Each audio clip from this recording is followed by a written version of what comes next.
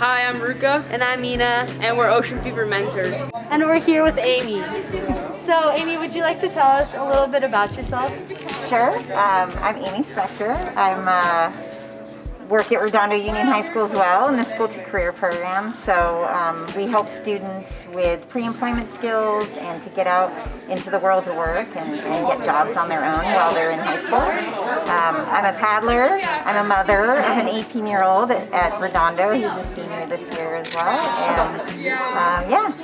So actually, you said you have a senior, your son's a senior. Mm-hmm. Would you like to tell us a little bit about him? I heard he's like in welding and he got in a magazine.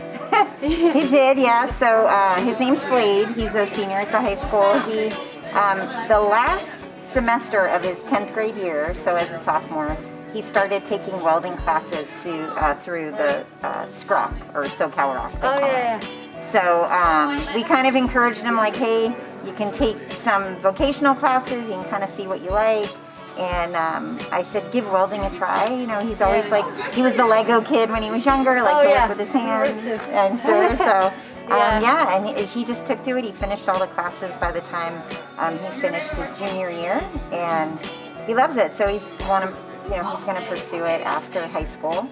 And he's just, finishing up this year. But it's nice to see him in the magazine that people in the community can see that our students have a wide variety of talents and of pursuits. And, he's going to go to a community college as well to do his advanced welding. But I think it's really good for other students to see that they can, kind of find what they really like. And it can be their own path. And he's kind of always been like that as a young person. So I'm excited for him. Yeah, I think that's great. Actually, Aimee's also a really hardcore athlete. So would you like to tell us some of like the craziest races you've done? Well, I don't know about hardcore athlete, but I definitely, when I put my mind to something, I want to do it. So I've been outrigger paddling with Lana for 24 years.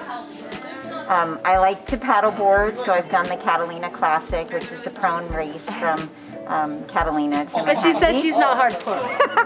I do some running, so I've done marathons and half marathons, and a couple years ago I did a 100-mile race, so you run consecutively for 100 miles. I've done some 50-mile races, just to break it up, do some training, and find where my threshold is. I haven't found it yet, but I'm getting there. I think we're just working on the half mile. What are your favorite what is your favorite sport that you do?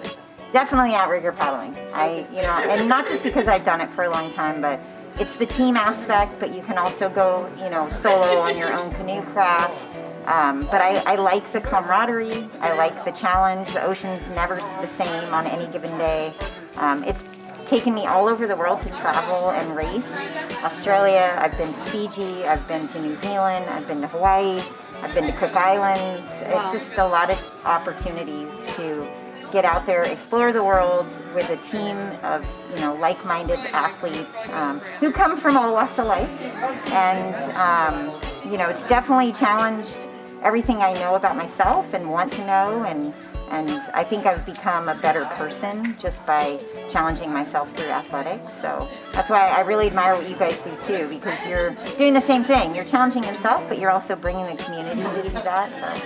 Yeah, we're actually planning on doing the Catalina Crossing swim, like a relay, this summer. So if you for the kids that are planning on doing that, what is a piece of advice you'd say to kind of keep yourself going? Like, what do you think about when you're doing those long races and you're like, you got hours to go? But that's a good question. I think it comes back to your training.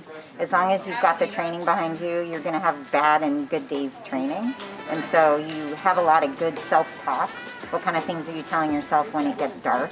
When you get to that spot where you kind of don't want to keep going, where's that self-talk? And so I have a lot of self-talk. It's usually kind of repetitive, like, let's go, keep going, you can do this, just objective or positive, just to feel like I've made it that far and I can keep going. I paddled with a relay team on a prone board back in 2019 from Cuba to Florida. And so there was a really kind of intense point where it was midnight. We had been up for a really long time. It was dark. It was scary because of the water. And I actually thought a lot about my son and how far he had come in his life as a young adult and how far I'd come as a mom. And that absolutely helped me through. So just pulling on the things that you really value when you're in those dark places racing, I think can just pull you through each moment. And sometimes I just count to 100 and start over. Wow. And eventually you get past the thinking about it because you're like focused on counting. So that's another thing too. Yeah. What kind of like workouts do you do leading to these crazy races you do?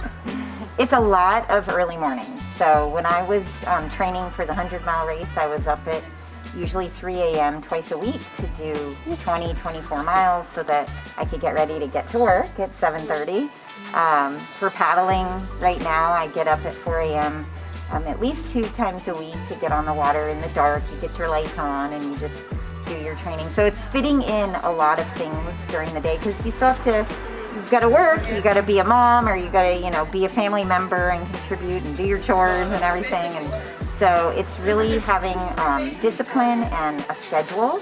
And then not trying to pack too much in because then a lot of times we won't do it, right? So not being very realistic about, can I do this?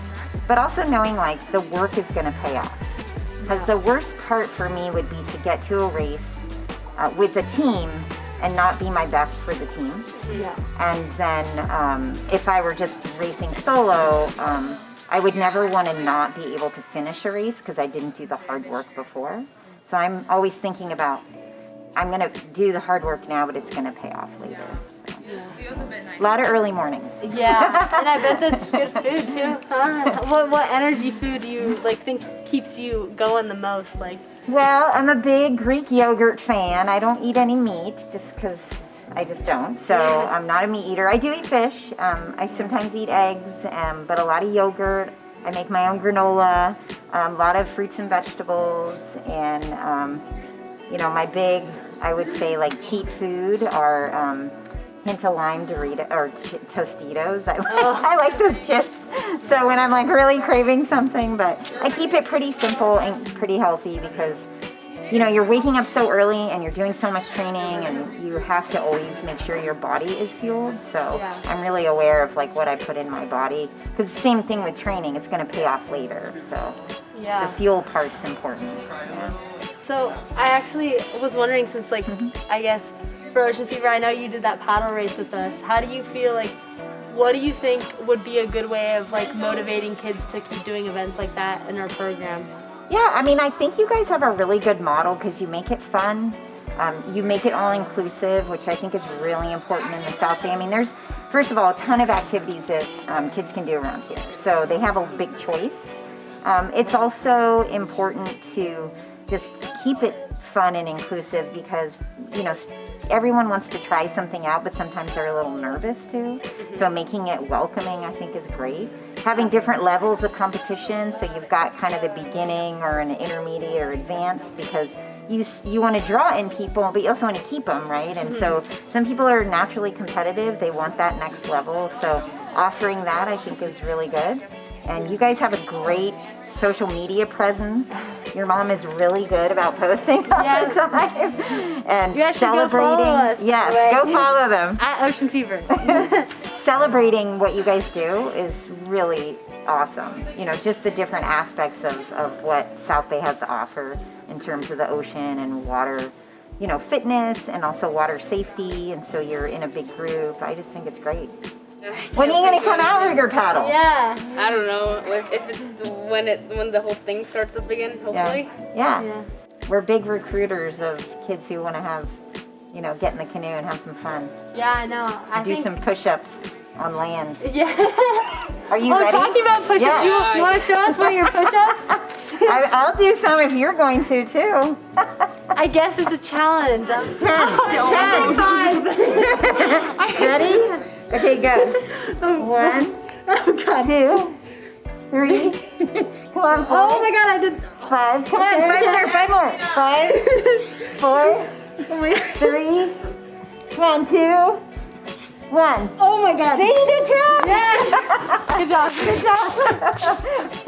Ruga. Come back. Good job. You did 10 push-ups. Thanks for coming on, Aimee. Yeah. And thanks for watching. Peace out.